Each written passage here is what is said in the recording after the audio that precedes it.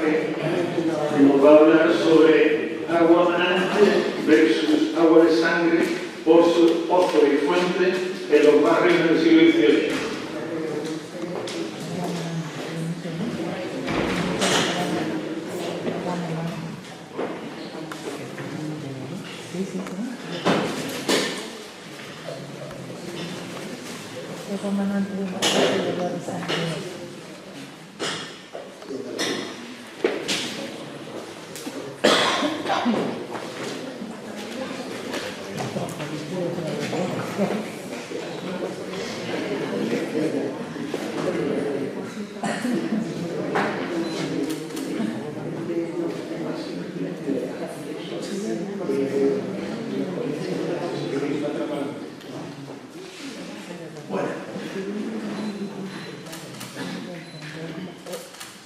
Como aprendemos con la experiencia, me voy a ir directamente a las láminas porque si no os vais a quedar sin.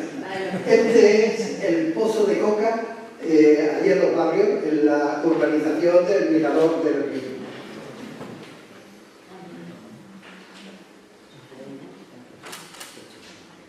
Este es un documento interesantísimo, le llaman paño de pintura, y es en medio del pleito que después os describiré, es en la segunda mitad del siglo XVIII, cuando se intentan señalar los principales pozos de los barrios. Lógicamente, el perímetro de los barrios no es muy experto, en el mismo pleito se reconoce, no es muy experto en el supuesto topógrafo y no se parece ya casi nada al perímetro. Hay una serie de depósitos que ahora lo iré mencionando y no sé si podré desde aquí. Este ¿se ve la flechita? No. Sí, está bien. No. Así que bueno. Volvemos a entrar. Bueno, ahora después volveremos otra vez a ella. Se ve ahí el perímetro de los barrios, el pozo de coca está allí en un círculo, hay aquí el pozo de los arrieros, el pozo de los arrieros está ya al final del camino viejo a Algeciras, ya casi entrando en la población. Allí está el pozo de Maldonado y arriba en la parte de las haciendas, que eso formaba parte de un perímetro que rodeaba a los barrios, que lo estoy investigando, que era lo que se le llamaba la alcaldía, que no hay que confundir con la alcaldía. Esto era del Marqués de Santa Cruz y estaban en Fiteusi, en censo anual y demás, principalmente de viñedos. Curiosamente, la mayoría de los pozos estaban en torno a la cañada de San Roque a Medina Sidonia, que hoy es vía urbana. Este es el primer pozo de coca del año 1781. Hay un pleito que ahora después hablaré de él, y como aquello pasó a público, yo de hecho lo conocí de niño siendo público, había habido un pleito porque querían cobrar y demás, entonces se ve, aunque en el pleito no conste, que el dueño de la finca, Tadeo de Coca, va a construir otro pozo similar para que ya ese fuese para su uso particular, que este el segundo pozo de coca.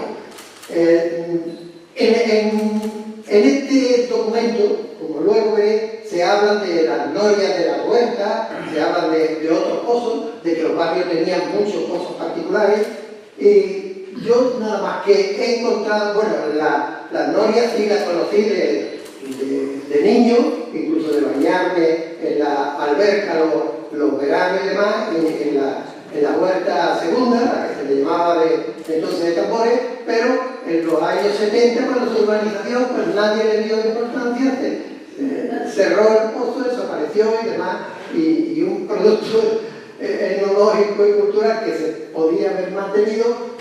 Bueno, ahora lo que está saliendo es una noria, pero lógicamente al ser metálica, esta sí se conserva. Esta formaba parte de la huerta tercera. La huerta tercera tenía su propia noria de madera, pero se ve que en algún momento del siglo XIX, o quizás principios del XX, lo transforman en una noria de metálica. Esta huerta tercera es llamada la huerta del capitán, que precisamente era de la familia de Juan Ignacio de Vicente, que tanto estamos nombrando aquí. Este pozo, el segundo, el penúltimo, es un verdadero adefesio, porque yo lo conocí y por algún lado de mis papeles debo tener la fotografía con un brocal bastante grande, casi de anchura, de un diámetro de unos 3 metros, cerca de los 4 metros. Se ve que era para meter el cigüeñal o cigüeñal, pero cuando ha ido creciendo el pueblo urbanísticamente, pues lo han puesto como un poco como simbólico.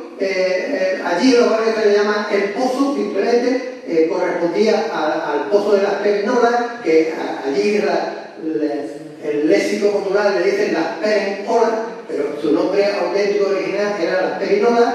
El brocal es mucho más reducido y todo lo que es la arcada, la jamba y el dintel y demás, todo está modificado moderno, no se parece en nada. El pozo nada más que tenía un brocal y presumiblemente un pie y el balancín del cigüeñal.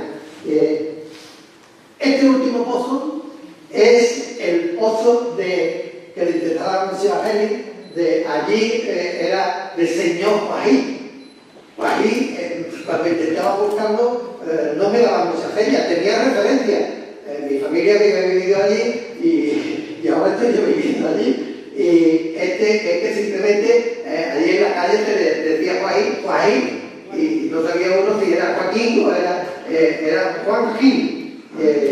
Este no viene citado en el pleito, pero por las referencias que tengo del pueblo y por la zona de puerto que tenía allí, posiblemente sea de los pozos del siglo XVIII. Ahí se ve con toda aunque esté, bueno, después de la lluvia le haría falta una mano de pintura, pero se ve ahí el soporte, la garrucha, el cubo, las cuerdas y un elemento muy curioso que teníamos los que utilizamos de pozo. Yo saqué, cuando me aburría de estudiar y demás, muchas veces me decía mi madre, Manolo, saca agua del pozo. Y me entretenía en sacar agua del pozo y como algunas veces la vasija se quedaba con el canasto que se metía con la sandía o que se metía con el tinto para ponerlo fresco, se quedaba en el fondo, había que utilizar los ganchos que están ahí puestos, eran los que había en mi familia, de la otra casa, y lo tengo yo porque también alguna vez me ha hecho falta sacar alguna pieza del pozo. Bien, dicho esto, ahora he cambiado. Este es el plan que yo me fijo. Y totalmente este trabajo es también como el de Pan, va dentro de un ciclo, el ciclo de la arquitectura del agua. Yo he elegido los pozos y fuentes de los barrios y podía haber elegido pues, molino, podía haber elegido puente, podía haber elegido pues, las propias albercas, las perlas individualizadas, pero aquí me ha interesado más el tema de pozos y fuentes.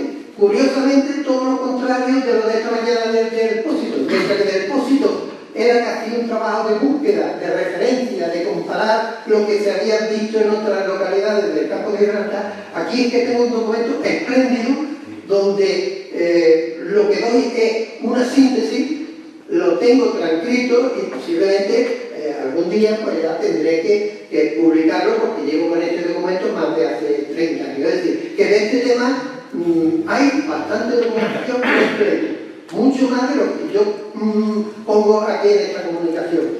En el índice, aparte de la introducción, digo que hay las referencias que yo tenía para investigarla, era una referencia muy puntual del padre Caldera, que en el extracto que hizo del archivo municipal de San Roque citaba que desde los barrios en el año 1750 se habían solicitado el permiso para hacer unos pozos y a los meses después pues viene ya que el importe de los pozos se le pagan a los delegados del ayuntamiento y demás. Esa era la única referencia y la que yo puse en mi libro de la antigua ermita, donde cuando Bartolomé de Cotribol, que el chantre que funda la ermita de San Isidro, él en la referencia documental pues habla del cortijo, casas y pozos de los barrios, pero no cita ningún nombre de más. Los nombres de los pozos de los barrios vienen a través de dos documentos. Uno es el pleito, que los dos pleitos están en la Chancillería, la Real Chancillería de Granada.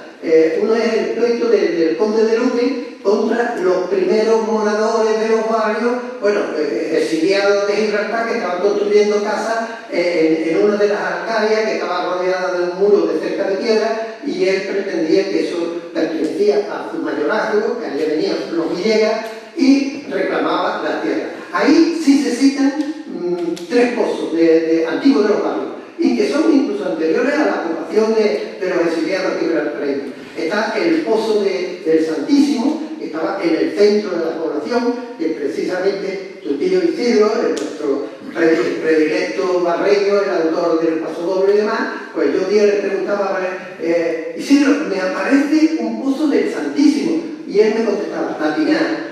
Pero Isidro, pero es un pozo que es que te viene la Tinana. Me repetía varias veces la Tinaja, y después ya cuando digo, es que él le llamaba la Tinaja, me explica el sitio, y en ese pozo había entrado yo de niño y demás. Era un pozo muy curioso porque tenía su base reducida, luego ascendía aumentando su diámetro, y luego se cubría con una bóveda para estrecharle el brocal, pero eran de sillares perfectamente encajados. Dentro, encima de ellos, había una casa interesante, que es una pena que no la consideraran en el catálogo de edificios, aunque Carlos sí me parece que la había introducido, pero después el ayuntamiento no la catalogó, y aquello, claro, el dueño pues modificó el patio donde estaba el pozo, ha cerrado el parte del pozo y demás. En este pleito, que según decía Isidro, podía ser, según decía su familia y según se había mantenido, podía ser de procedencia árabe. Aquí hablo yo de 2 tipos de pozos árabes, los pozos llamados persianos, que eran los totalmente cilíndricos, y los que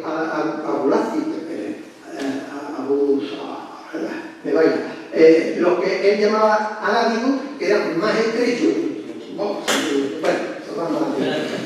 Mira, en la arquitectura del agua intento indagar, porque además el proyecto principal, que es el pozo de Coca, es que Coca había construido en el año 1781 un pozo que en realidad hay veces se le llama fuente porque tenía poca altura. De hecho, yo recuerdo de niño haberlo cogido el agua con una lata que había allí cerca, prácticamente casi con las manos. Incluso él dice que para regar el huerto lo sacaban los hombres con un tornillo, un tornillo de madera, que lógicamente se tenían que agachar, y entonces por eso se le va a llamar fuente. Este pleito es muy interesante, son 100 y pico de páginas, donde el ayuntamiento reclamaba que aquello era público, y por lo tanto la intención que él tenía de cobrar no se podía cobrar, tenía que ser de acceso público. Ahí hay un pleito que empieza pues, en el año 1783, él muere, en el año 1805 todavía prácticamente sigue, y todavía incluso después de muerto en el año 1810 pues sigue relaciones. Ese pozo, ese pleito da una serie de detalles sobre el uso del agua y demás, que es lo que yo he intentado siempre como referencia, para desde cómo se hallaba el agua, de cómo se excavaba el pozo, duración que tenía para excavarla, la obra final y el mantenimiento, la tipología de los pozos, los útiles de los pozos, el uso del agua del pozo, tanto para uso doméstico como ganadero, como agrícola. Según fuese ganadero, normalmente utilizaban el cigüeñal, que es un balancín, que me imagino que algunos de vosotros lo visteis en el campo, que era frecuente. En cambio, en la huerta utilizaban principalmente la noria, porque la necesidad de agua era mayor y hacía falta llenar durante la noche o durante el día la alberca para que después poder regar sobre el patio. Y en las casas lo que teníamos era simplemente la garrucha, la polea metálica, que en aquel tiempo era de madera, todavía no estaban generalizadas las de madera. Y esto, en fin, es un trabajo,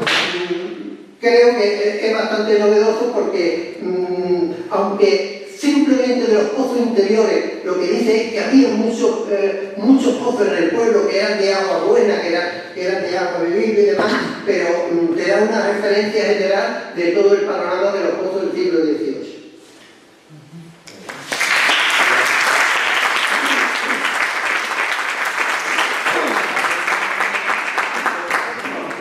tenía todo mi informado en casa. Muy bien, muchas gracias por abusarte tanto el tiempo, por favor.